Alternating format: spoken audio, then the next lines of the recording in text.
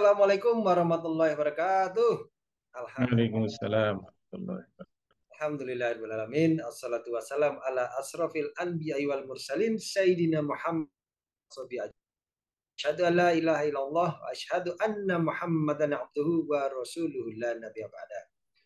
Alhamdulillah, segala puji kepada Allah Subhanahu wa taala. Senang sekali pada sore hari ini jelang buka ya, kita kembali lagi mengikuti acara Asal Entrepreneur, teman berbuka dengan ngaji bisnis dan ekonomi Islam. Alhamdulillah. Dan senang sekali pada sore hari ini kita akan menyimak materi yang akan disampaikan oleh guru kita Ustadz Condro dengan tema yaitu dasar ekonomi Islam. Masya Allah. Ya, sudah tidak sabar kita ingin menyimak bagaimana sih corak Islam dan seperti apa kemuliaan Islam di dalam mengelola ataupun mengatur seputar ekonomi Islam, tentang bagaimana sistem ekonomi mendatangkan kesejahteraan bagi rakyatnya, Masya Allah. Ya, dan ini kita sudah tidak sabar untuk langsung berbicara. Kita serap ilmunya. Siap-siap teman-teman semuanya. Ya, silakan siapkan kopi, cemilan, dan mungkin ada kalau ada ingin ditulis ya atau direkam silakan. Baik, alhamdulillah. Bagaimana kabar Ustaz Condro? Sehat? Alhamdulillah sehat. Alhamdulillah. Wah, wah ini Ustaz Condro backgroundnya Core Isaac. Nah, jadi teman-teman, apa itu Core Isaac? Ini termasuk tempat kita belajar tentang seputar sistem ekonomi Islam. Nah, Sandro, Guruda, kita bincang-bincang tentang prinsip dasar ekonomi Islam. Nah, mungkin untuk awal-awal mungkin kita mohon diberikan pencerahan, Ustadz. Ya, jadi seputar bahasanya Islam ini kan agama yang Islam ini adalah agama yang syamil dan kamil, yang mana dengan segala kemuliaan dan aturannya itu mengatur seluruh aspek kehidupan manusia, dan termasuk di dalamnya adalah bagaimana tentang ekonomi, bagaimana tentang uh, kita bicara interaksi antar manusia dalam skupnya negara, ya, yang mana di sini negara pasti hadir untuk mengaturnya, untuk mengelolanya, sehingga tujuannya adalah mengatur dengan berharap ridho dari Allah Subhanahu Wa Taala. Namun konkretnya seperti apa, Ustaz? Ya, konkretnya seperti apa? Karena ini masih hidup di bawah bayang-bayang sistem ekonomi kapitalis. Jadi mungkin bisa dibilang ya masih agak inilah blur lah tentang kemuliaan Islam hadir dalam ekonomi itu seperti apa. Ya, mohon pencerahannya, Ustaz. Iya, baik, terima kasih. Assalamualaikum warahmatullahi wabarakatuh. Waalaikumsalam warahmatullahi wabarakatuh. Alhamdulillah kita bisa bertemu berbincang-bincang seputar ekonomi Islam. Jadi tadi disampaikan sebenarnya Islam itu bagaimana mengatur ekonomi dan berbeda dengan ekonomi yang sekarang bercokol, yaitu ekonomi kapitalisme. Jadi eh, Islam hadir ke dunia ini tentu saja ingin menyelesaikan problem kehidupan manusia. Oleh karena itu, Islam yang berasal dari Allah Subhanahu wa taala ingin menyelesaikan persoalan-persoalan ekonomi pada titik yang memang tidak bisa diselesaikan oleh akal manusia. Ini titik perbedaan antara ekonomi Islam dengan kapitalis ya. Jadi kapitalisme itu memandang bahwa problem ekonomi itu berangkat dari scarcity ya, berangkat dari kelangkaan. Jadi orang kapitalis memandang problem ekonomi itu karena kebutuhan manusia itu tidak terbatas, sementara syarat pemenuhannya terbatas. Karena sarana pemenuhan terbatas inilah maka menimbulkan problem kelangkaan atau scarcity. Disinilah manusia perlu menghadirkan sebuah ilmu bagaimana agar manusia bisa menyelesaikan problem ekonominya, yaitu problem kelangkaan itu. Oleh karena itu, ekonomi kapitalisme hadir dengan 3 pilar besar. Istilahnya three fundamentals of economics. Jadi 3 pilar utama ekonomi itu yang pertama menjawab what. Pertanyaan pertama menjawab what, yaitu apa yang harus diproduksi. Itu kalau bisa terjawab, 1 pilar ekonomi terselesaikan. Yang kedua, problem how. Bagaimana caranya memproduksi. Kemudian pilar yang ketiga adalah for whom. Untuk siapa barang-barang dan jasa itu diproduksi.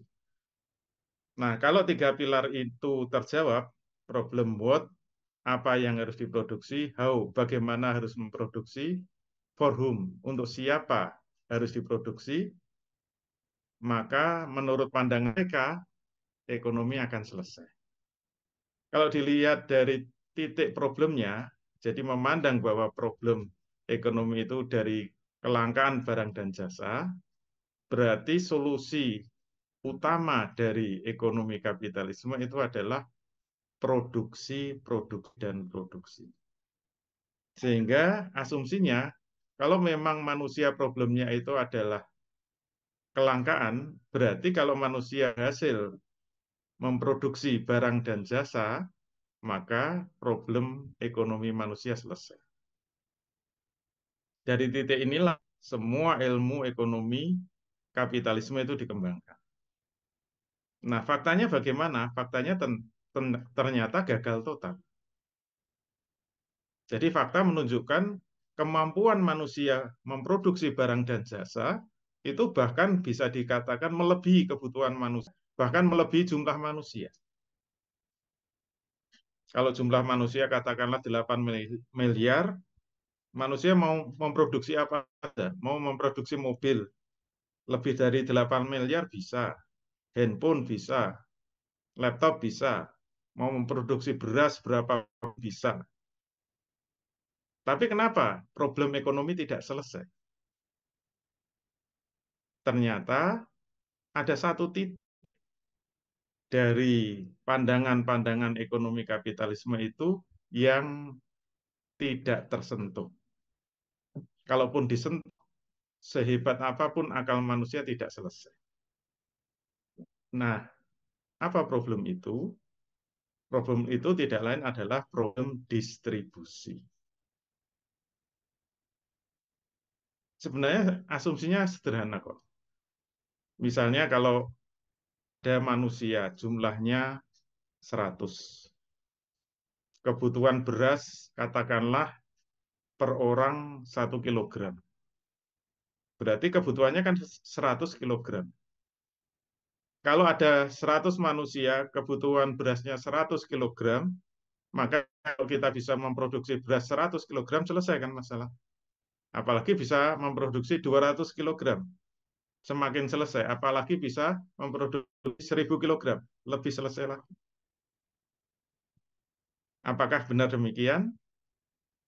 Ternyata faktanya tidak kan. Kalau ada 100 orang, kita bisa memproduksi 1000 kilogram, apakah kemudian semua orang yang jumlahnya 100 itu akan dapat beras semuanya?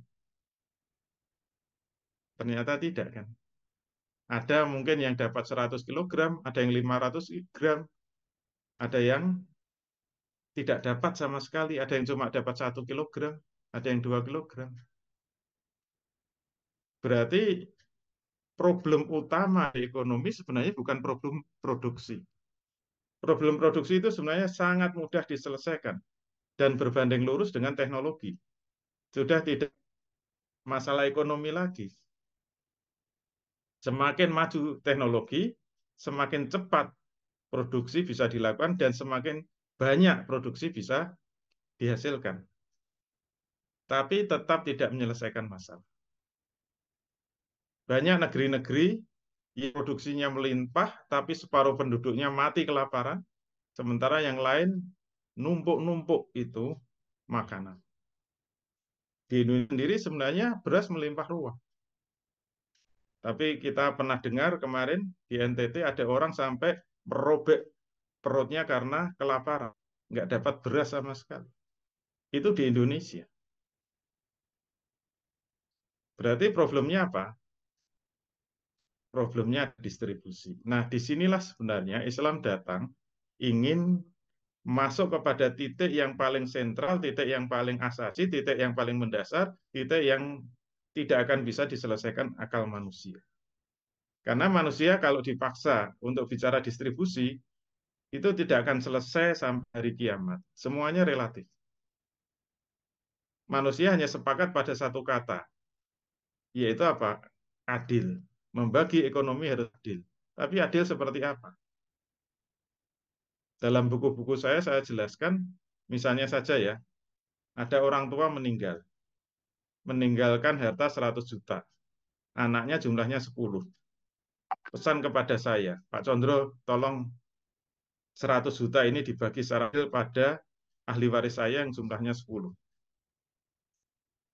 Ketika sudah meninggal dunia, 10 orang ini saya kumpulkan, saya tanya, ini ada 100 juta, bagaimana membagi 100 juta yang adil? Silahkan bermusyawarah, saya tunggu. Nanti ada yang usul, Pak Condro, yang adil ya sudah bagi rata saja. 100 juta bagi 10 kan 10 juta selesai. Itu adil. Oke, setuju? Saya bagi masing-masing 10 juta, tidak bisa. Mungkin ada yang protes. Anak yang gede protes. Pak, saya ini sudah besar, Pak. Saya ini mahasiswa. Kasih 10 juta, uang 10 juta itu untuk apa?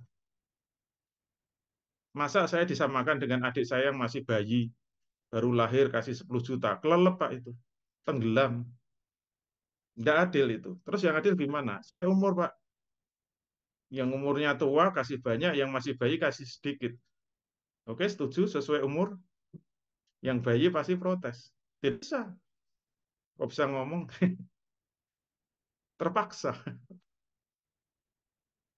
Yang adil gimana? Yang adil yang baru lahir kasih banyak, kok kasih sedikit. Kenapa? Yang baru lahir kan belum menikmati harta Bapak.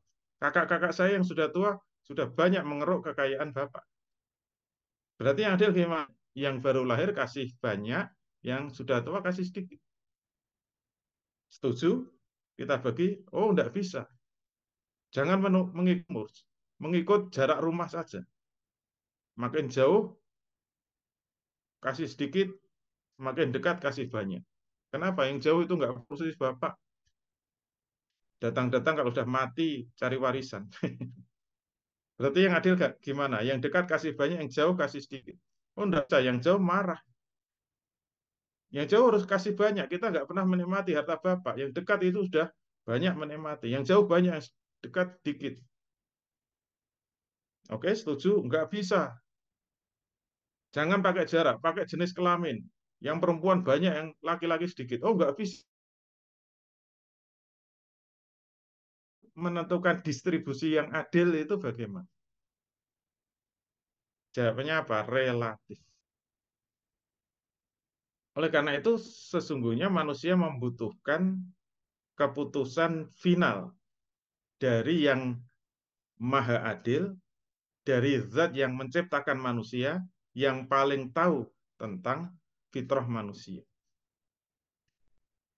Kalau masalah distribusi ini, masalah keadilan distribusi ini tidak berasal dari yang maha adil, selamanya manusia akan saling tikam, saling bunuh, saling injak, saling berebut harta kekayaan yang ada di atas muka bumi. Makanya dalam surat Al-Baqarah 170, insya Allah ya nanti kalau keliru nomor suratnya, Allah berfirman, kanan nasu ummatan wahidah.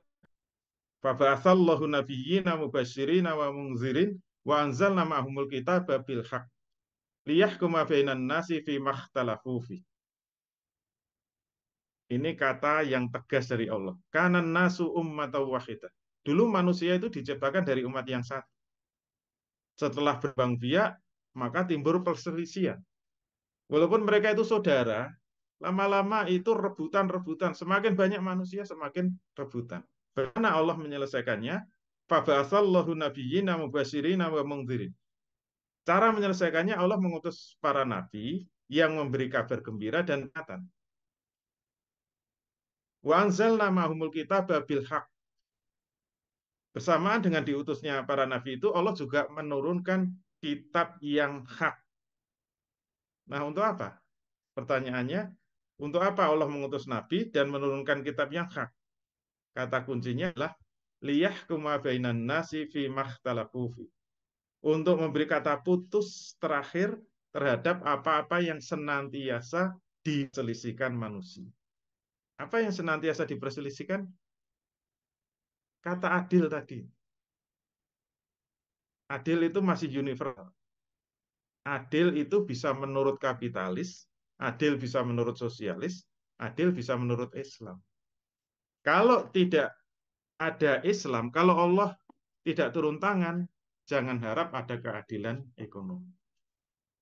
Oleh karena itu, titik sentral ekonomi Islam itu ingin mengatur distribusi harta kekayaan di tengah-tengah manusia. Yang diatur siapa? Bukan barang dan jasanya, tapi manusianya. Jadi kalau mau dibahasakan lebih teknis, distribusi itu kita terjemahkan dengan mengatur interaksi manusia dengan manusia yang lain yang berkaitan dengan pemenuhan barang dan jasa. Jadi Islam turun khusus untuk mengatur manusianya ketika mau rebutan barang dan jasa itu harus diatur. Jadi yang diatur itu adalah perbuatan manusianya, perilaku manusianya. Bukan banyak sedikitnya barang dan jasa, tapi kifiahnya, bagaimana dia disebut memperoleh harta yang benar dan bagaimana dia disebut memperoleh harta yang salah. Dari titik inilah sebenarnya ekonomi Islam itu akan mengatur.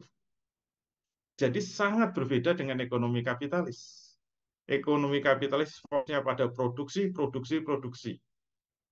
Nanti pada perwujudannya kalau skala nasional atau skala negara, pertumbuhan ekonomi, dan pertumbuhan ekonomi. Negara yang disebut sukses itu kalau pertumbuhan ekonominya tinggi. Sekarang bisa dilihat. Target pertumbuhan Indonesia 5%. Kalau sudah bisa 5% hebat. Faktanya, apakah rakyat Indonesia makin tumbuh, makin kaya, apa makin miskin? Berarti tumbuh itu tumbuh bagi siapa? Dinikmati oleh siapa? Tumbuh tapi tidak ada distribusi. Omong kosong. Dan seorang presiden dianggap berhasil kalau sudah berhasil melakukan pertumbuhan ekonomi. Indonesia 2000 dianggap Indonesia akan menjadi negara emas ya. Indonesia emas itu 2045. Apa target pertumbuhannya? 7%. Syukur bisa 9%. Apakah rakyat makmur? Siapa yang makmur? Kalau tidak pernah menyentuh kata distribusi, itu nonsens. Dan distribusi tidak boleh dari akal manusia. Nanti berantem terus sampai kiamat. Pengaturan distribusi harus dari zat yang maha adil, yang maha tahu tentang fitrah manusia. Inilah perbedaan yang paling asasi, paling mendasar antara ekonomi kapitalis, sosialis, Islam. Gitu ya, Ustaz Nino. Jadi, Masya Allah. Jadi titik poin utamanya itu adalah dari distribusi atau mungkin pemerataan atau bagaimana Ustaz ya? Maksudnya itu Bahasa memang kita teknisnya sebenarnya interaksi manusia dengan manusia yang lain berkaitan dengan pemenuhan kebutuhan barang dan itu oh, bahasa teknis untuk kata distribusi. distribusi. Oh, iya, iya. Jadi bukan cuma ada barang terus didistribusikan gitu. Ya, No. Bukan itu. interaksi manusia dengan manusia lain yang berkaitan dengan pemenuhan kebutuhan barang dan jasa. Gitu ya. Jadi, baik, baik, baik. Dan memang kalau kita lihat di apa ya artikel-artikel yang mengulas tentang data statistik bahwasanya di banyak di negara-negara yang seperti Amerika, termasuk juga di Rusia dan Cina, termasuk juga Indonesia ya, bahkan bisa dibilang 10% orang itu dia menguasai atau memiliki atau aset itu porsinya 60 sampai 70% sendiri ya. Jadi memang timpang, bisa dibilang cukup timpang ya. Iya.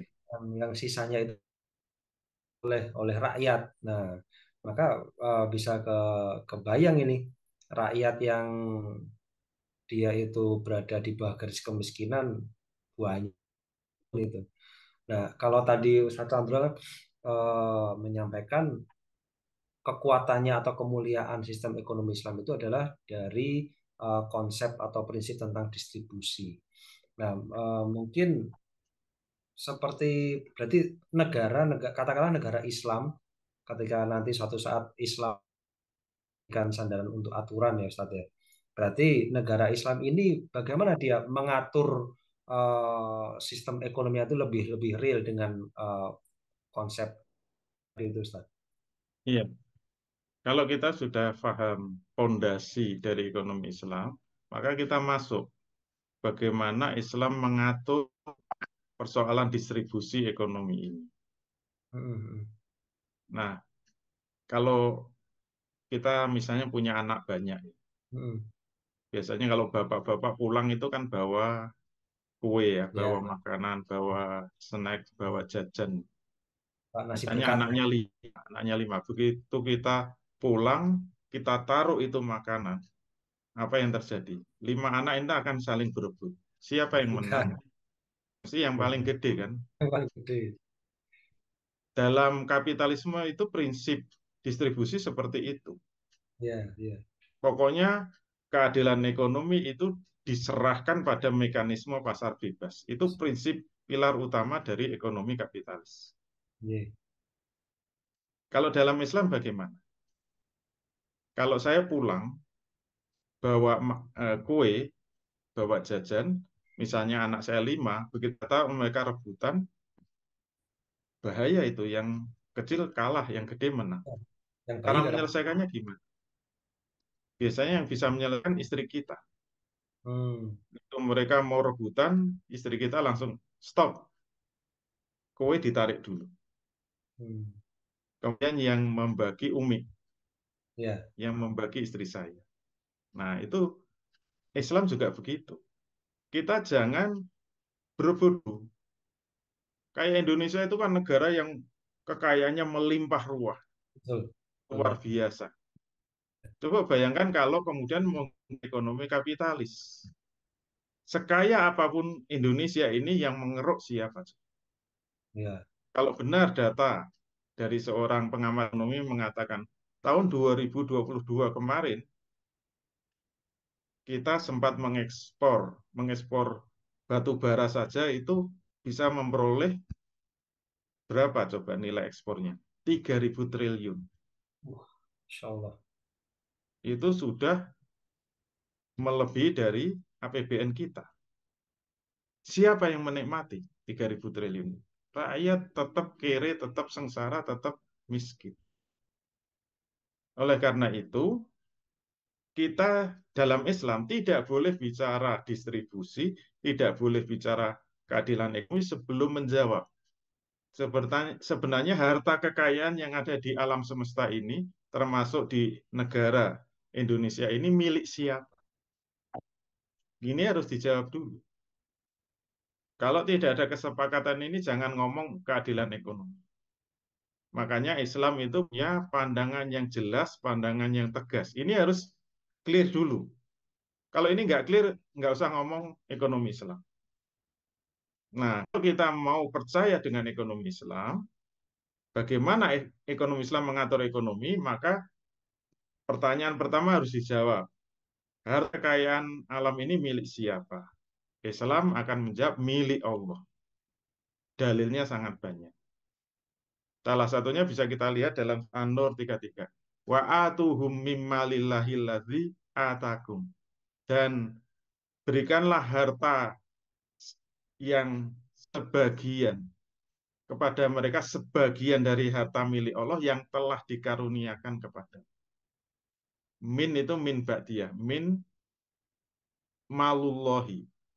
Kalau aslinya malullahi itu kan hartanya Allah. Karena min huruf jar jadi min malillah. Wa atuhum, berikanlah kepada mereka min malillahi atakum. Berikanlah kepada mereka bagian dari harta milik Allah yang telah dikaruniakan kepada. Jadi orang kalau punya harta jangan merasa itu hanya sendiri. Dalam Islam seluruh harta itu milik Allah. Ini pilar pertama. Pondasi pertama, bukan pilar ya, pondasi pertama. Kemudian pondasi yang kedua apa? Kalau memang semua harta itu milik Allah, pertanyaan bolehkah manusia memiliki harta itu? Jawabnya apa? Boleh, tapi statusnya istikhlaf. Istikhlaf itu hanya penguasaan, bukan kepemilikan yang hakiki. Dalilnya apa? Bisa kita lihat dalam surat Al-Hadid ayat 2. Wa'anfiku mimma ja'alakum mustakhlafina fih. Dan nafkahkan sebagian dari hartamu yang Allah telah menguasakan di dalamnya. Jadi status harta itu milik Allah. Kalau manusia ingin punya harta, itu statusnya adalah istikhlaf. Istikhlaf itu penguasaan, bukan milik hakiki. Saya biasanya memberikan contoh istikhlaf itu misalnya saya punya rumah di Jogja, saya tinggal kuliah ke Malaysia. Rumah saya besar, kamarnya banyak, saya istikhlafkan kepada mahasiswa. Silahkan tinggal di rumah saya. Kalau saya menyuruh mahasiswa saya tinggal di rumah saya itu bukan memberikan rumah. Jangan GR ya. Wah, saya dikasih rumah sama Pak Sondro. Ini punya otak enggak? Kalau saya mengatakan istikhlaf itu hanya menguasakan. Boleh tinggal, boleh tidur di situ, tetapi apa? Bukan milik hakiki. Maka terhadap semua yang ada itu harus izin sama saya. Kalau nanti ada meja, kursi, jangan langsung dijual. Itu milik siapa? Kalau ada kamar kosong, jangan langsung diiklankan. Siapa yang mau ngekos murah, itu rumahnya siapa? Itu mahasiswa yang kurang ajar. Tidak tahu makna istikhlaf. Demikian juga kalau manusia paham posisi harta yang ada di dunia ini adalah istikhlaf, berarti untuk memiliki harus izin Allah. Nanti kalau sudah punya, untuk memanfaatkan harus izin Allah. Untuk memberikan ke orang yang lain juga izin Allah. Nah, dari pondasi ini lahir 3 pilar. Pilar pertama itu adalah asbabul milkiyah. Asbabul milkiyah, sebab-sebab kepemilikan. Pilar kedua itu adalah tasarruf fil milkiyah. Nomor 1 asbabut tamaluk ya. Nomor 1 asbabut tamaluk atau sebab-sebab kepemilikan. Nomor 2 adalah tasarruf fil milkiyah. Pilar ketiga adalah tazi'us sarwah bainan nas. Jadi ada pondasi, ada pilar. Pilar pertama itu sebab kepemilikan. Jadi manusia kalau ingin memiliki harus atas izin Allah. Kalau sudah memiliki masuk pilar kedua, yaitu mentasarufkannya harus izin Allah. Mentasarufkan nanti dibagi 2. Mentasarufkan untuk habis pakai, konsumtif, atau mentasarufkan untuk dikembangkan lagi. Maka tasarruf fil milkiyah nanti dibagi infakul mal dan tanmiyatul mal. Jadi penggunaan harta habis pakai, dan pengembangan harta. Sebenarnya dua pilar ini sudah cukup. Kenapa harus muncul pilar yang ketiga? Itu untuk melindungi mereka-mereka yang tidak bisa masuk dalam pasar. Maka harus ada kebijakan tauzi'u sarwah bainan nas. Distribusi kekayaan di tengah-tengah manusia oleh negara. Jadi harus ada negara dalam mendistribusikan harta agar mereka yang tidak bisa berperan dalam pasar, mereka tetap terlindung. Itu tiga pilar Islam mengatur ekonomi. Itu ya, Ustaz Nino. Baik Ustadz, wah ini semakin insya Allah semakin mencerahkan ini. Jadi ketika tadi Ustadz Condro menjelaskan tentang tiga pilar sistem ekonomi Islam, maka memang nampak jelas sekali ya coraknya ini sangat khas, berbeda jauh dengan sistem ekonomi Islam, sistem ekonomi kapitalistik ya. Karena ketika sistem ekonomi kapitalistik ya betul sekali tadi itu perumpamaannya itu sangat make sense banget, sederhana tapi sangat kena gitu ya. Jadi ya the bigger dan maka itulah mereka punya peluang akan semakin menguasai ya. Maka ya tidak heran yang menguasai sumber daya alam dan segala macam kesempatan untuk dieksplorasi dan diambil dijadikan pundi-pundi kekayaan ya mereka-mereka yang para oligarki beserta konco-konco ataupun kroni-kroninya. Masya Allah. Dan memang tadi itu ya Ustaz ya ketika kita sudah bicara tentang sebab-sebab kepemilikan dan juga tentang tasarruf maka tadi sedikit terbayang sedikit tergambar eh, kondisinya itu pasti akan jauh berbeda ya dengan apa yang sudah terjadi saat ini. Kalau saat ini kan kita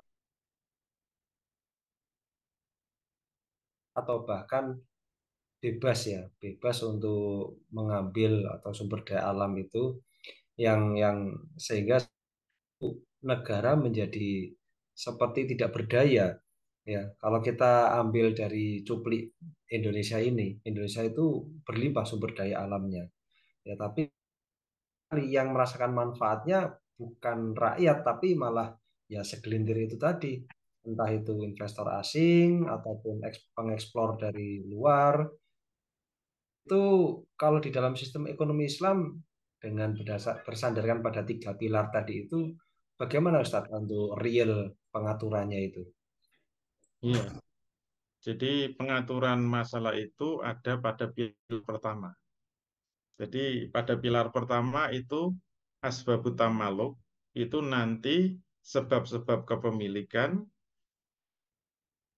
Dalam pandangan Islam, kalau individu-individu rakyat atau swasta ingin memiliki sesuatu, itu harus tahu pembagian kepemilikan menurut pandangan Islam. Jadi ternyata tidak semua harta kekayaan yang ada di alam ini boleh dimiliki oleh individu. Ini yang paling khas yang membedakan antara ekonomi kapitalis dengan ekonomi Islam, juga dengan ekonomi sosialis. Kalau dalam pandangan kapitalis, ketika individu-individu ingin mendapatkan kekayaan, tadi pandangannya apa? Kapitalis membebaskan sebebas-bebasnya semua harta boleh dimiliki dan dikuasai oleh individu. Bahkan negara itu tidak perlu memiliki atau menguasai harta. Ini prinsip kapitalis. Kalau negara banyak menguasai sektor-sektor ekonomi itu dianggap malah tidak. Jadi negara itu kerjanya apa? Fungsinya hanya jadi wasit saja yang bertugas membuat regulasi. Dan bagaimana agar dia bertugas? Dia harus dibayar. Membayarnya dari mana? Dari pajak. Jadi tugas negara itu cuma dua, menarik pajak dan membuat aturan. Negara tidak boleh masuk dalam sektor ekonomi. Sektor ekonomi semuanya diserahkan pada rakyat. Rakyat atau swasta bebas memiliki dan menguasai sumber daya alam. Nah, Dalam Islam sangat berbeda. Dan itu juga berbeda dengan sosialis. Sosialis itu kebalikan kapitalis. Kalau sosialis malah individu tidak memiliki kekayaan. Seluruh harta kekayaan yang adil itu kalau dimiliki dan dikuasai oleh negara. Semua rakyat itu pekerja. Tidak boleh memiliki harta kekayaan. Semua milik negara. Tugas rakyat hanya bekerja, tugas negara memiliki dan menggaji rakyat. Semua diatur oleh negara. Nah, dalam Islam bagaimana? Islam punya cara yang paling khas, yaitu kepemilikan dibagi tiga. Ada kepemilikan individu, ada kepemilikan umum, ada kepemilikan negara. Ini pilar pertama, ya. Asbabut tamaluk. Maka kalau individu ingin memiliki sesuatu boleh, seperti sosialis, semuanya tidak boleh. Tapi juga tidak seperti kapitalis, semuanya boleh. Dalam Islam yang boleh itu hanya sektor-sektor yang boleh dimiliki individu atau milkiyah fardiyah, kepemilikan individu. Sedangkan kepemilikan umum itu adalah kepemilikan bersama di mana seluruh rakyat punya hak yang sama terhadap kepemilikan itu, maka tugas negara itu hanya mengelola, hanya mengatur, kemudian mendistribusikan kepada rakyat sebagai pemilik hakiki. Contohnya apa? Nah, yang tadi disebut tambang-tambang yang besar itu milik umum. Kalau tambangnya kecil boleh dimiliki individu. Tapi kalau tambangnya besar, negara saja tidak boleh memiliki. Negara hanya mengelola, kemudian kalau memang bisa didistribusikan langsung, ya silahkan.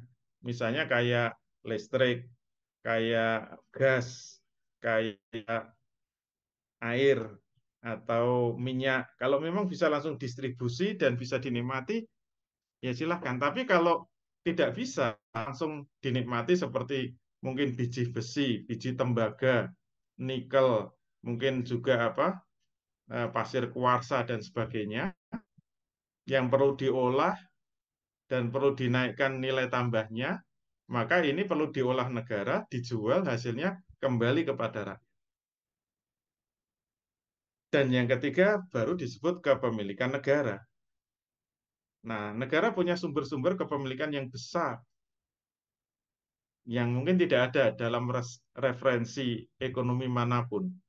Contohnya apa? Kepemilikan negara nomor satu itu ghanimah. Ghanimah itu rampasan perang. Jadi negara dalam Islam itu harus mengemban misi dakwah. Kalau ada negara yang dibebaskan, ada futuhat, seluruh negara yang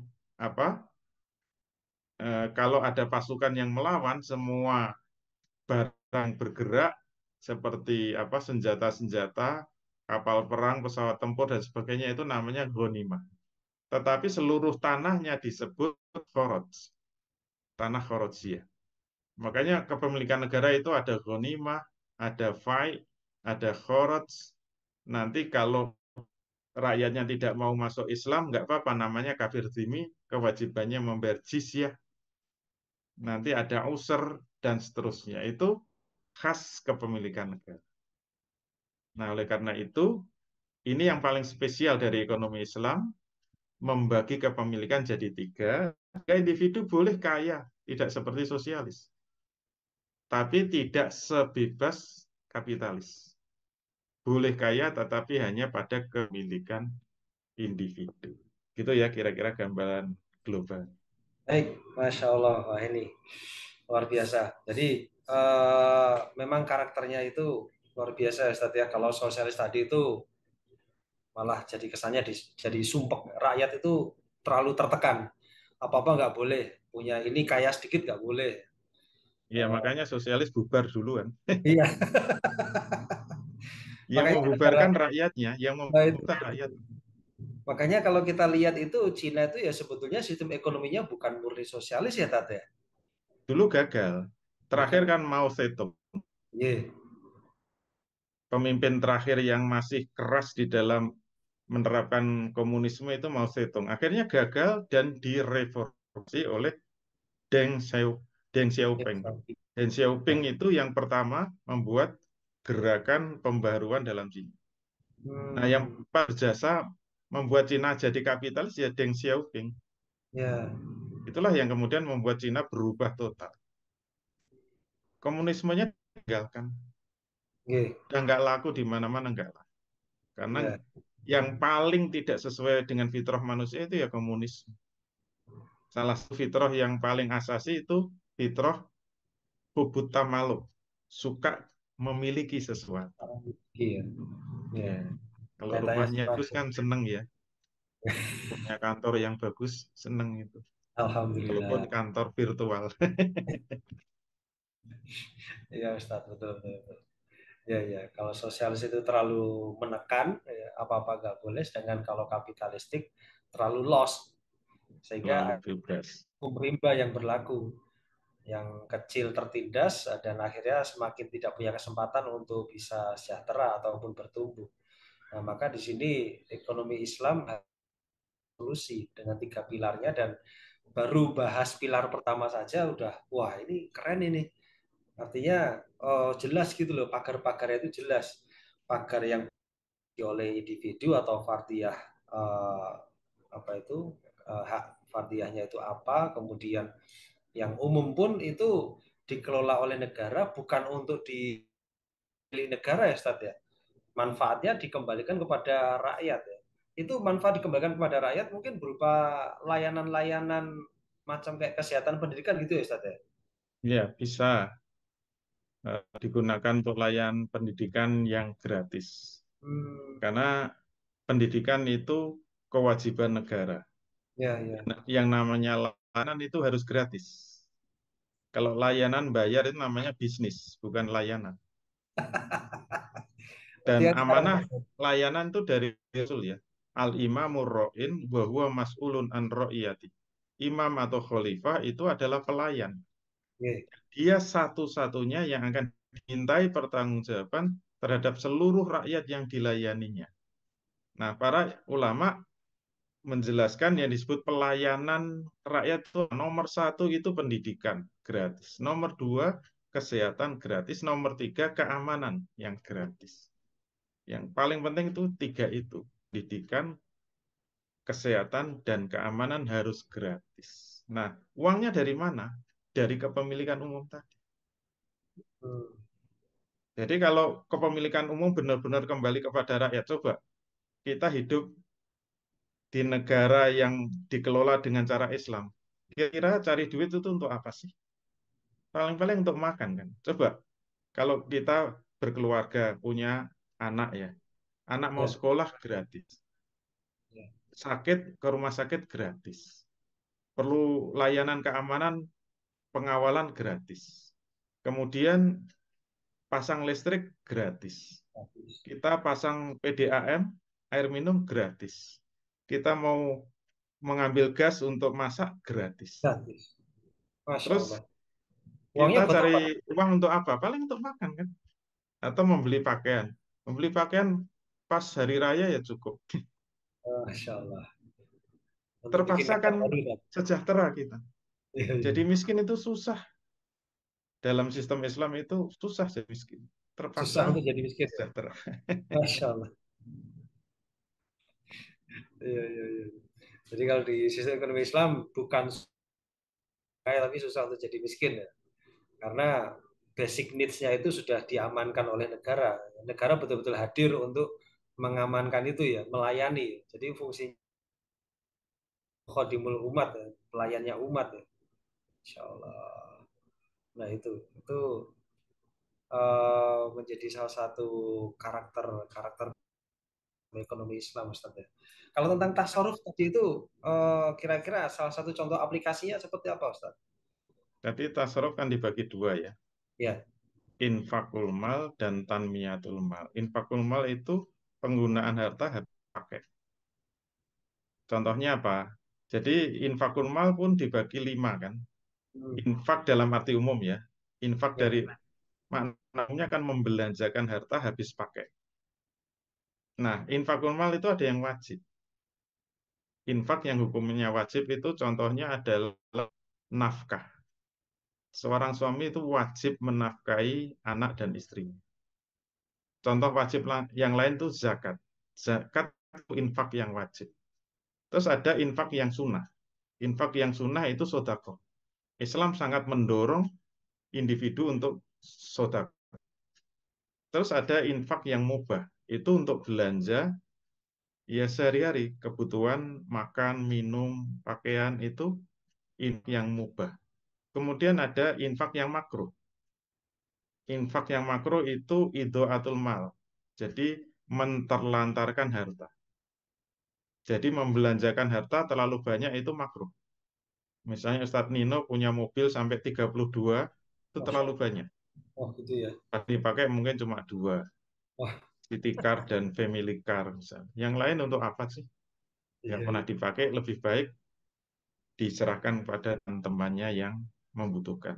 Itu Oh, namanya itu atul mal. Tidak haram, tapi makro. makruh. Tapi ada infak yang haram. Yang haram itu misalnya untuk menyuap. Menyuap Oh, itu kan habis pakai. nih. Menyuap untuk ya membeli minuman keras, membeli barang-barang yang haram, atau membeli jasa yang haram, itu semuanya infak yang haram. Untuk ke prostitusi, untuk ke diskotik, untuk mabuk-mabukan, itu semuanya infak yang haram. Hmm. Itu kalau infakul mal. Yang kedua kan tanmiyatul mal. Nah, tanmiyatul mal itu pengembangan harta.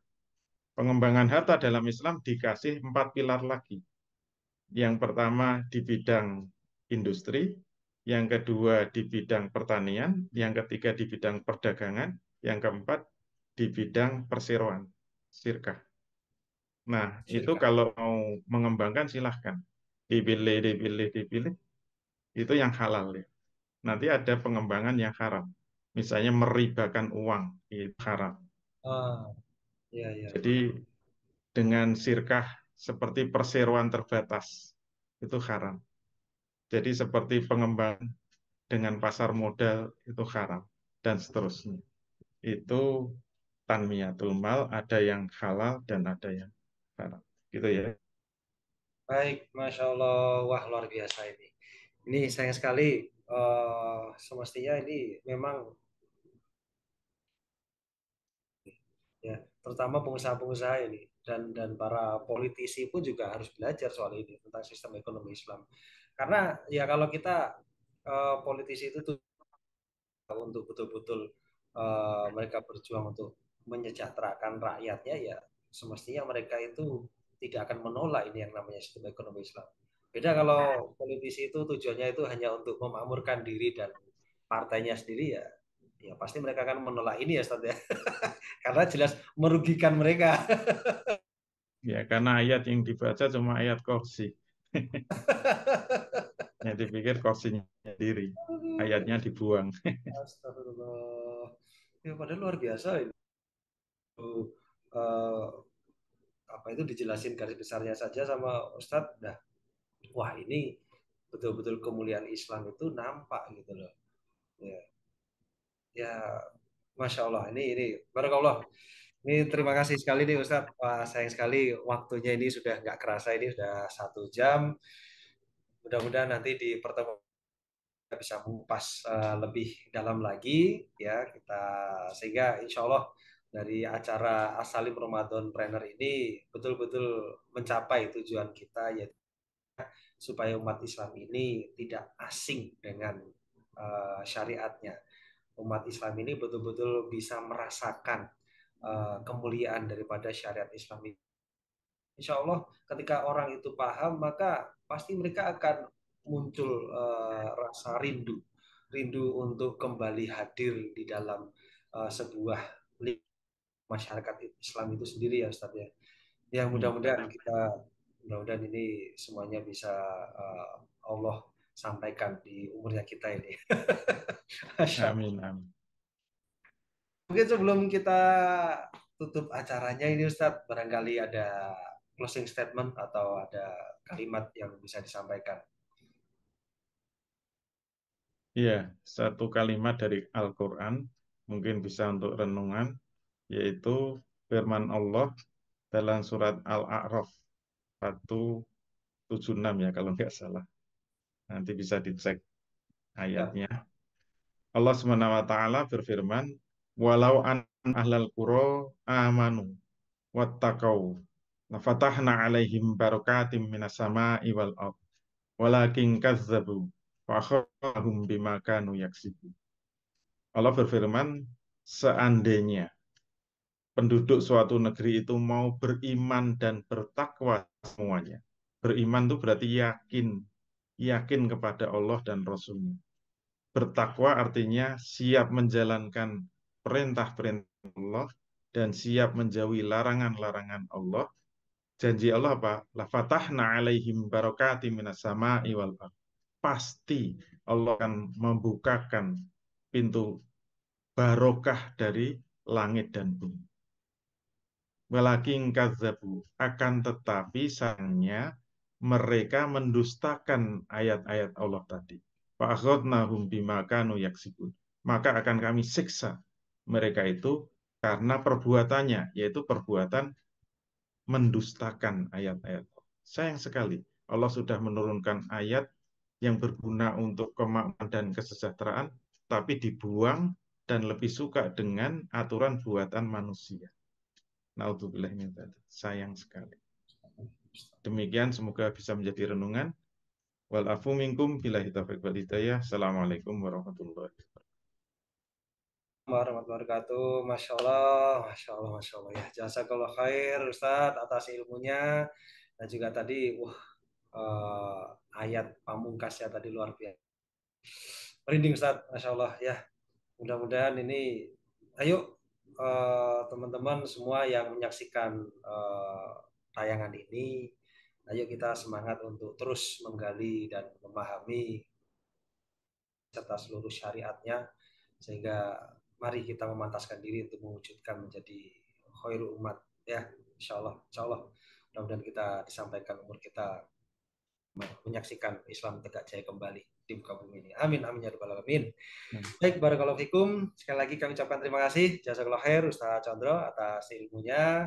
Mudah-mudahan menjadi hariah, menjadi manfaat dan dibalas dengan berkah yang berlimpah dari Allah Subhanahu wa taala untuk Ustaz Condro. Amin amin ya rabbal alamin. Mari kita tutup pertemuan pada sore hari. Alhamdulillah dan juga kita sempurnakan dengan doa kafatul majelis subhanakallahumma bihamdika asyhadu an la ilaha illa anta astaghfiruka wa atubu ilaik. Terima kasih teman berikutnya. Wassalamualaikum warahmatullahi wabarakatuh. Waalaikumsalam.